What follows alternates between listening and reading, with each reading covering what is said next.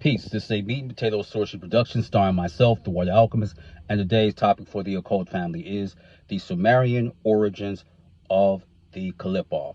Now, you've heard many content creators as well as occultists talk about the Qlippoth or the shells, as well as read various books, I'm sure. But the origination of the Qlippoth does not begin amongst the Hebrews slash Jewish mysticism. Let me give you some clues and we're going to unpack this. The first clue starts off with Lilith, who is a part of the Qlippoth. Now, Lilith predates the Hebrews.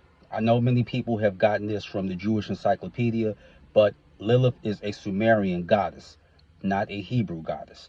And we got to remember something. What became the Hebrews was a later phenomenon because Hebrew was an action. It wasn't a race. It means to cross over or to traverse. Now, we can go to another source. That's Simon's Necronomicon, put out in 1977 by Avon Books. So you have the gates of Marduk, if you read that book, as well as the Necronomicon spell book. And then you have the shells or husk. Now, they had a tree in Sumeria. Now, what happened with that is that when they got when their culture got disrupted and they got defeated by the Babylonians took it over, and then they were later on defeated by the Assyrians. But the origination comes from Sumeria.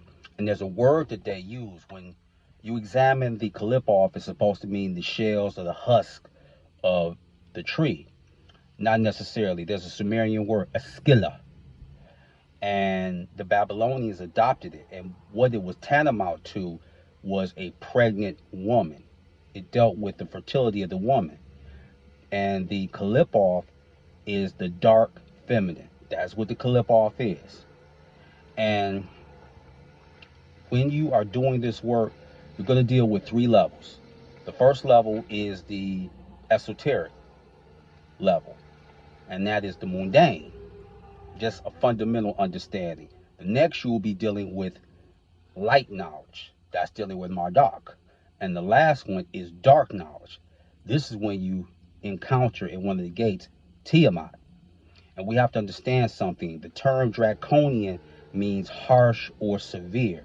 So when you're going through this path, one thing you have to understand as human beings is that if something is too easy, then they don't appreciate it. So the draconian path is not going to be all fluffy and light. It's going to test you. And many people that have come up against this path, they have broke very easily. No problem. They have been broken. And as I said, the so-called Qlippoth began with Sumeria. And there are some resources out there. There was an occult group, Dragon Rouge. They talked about this. And Kenneth Grant, to a lesser extent, he touched on it as well.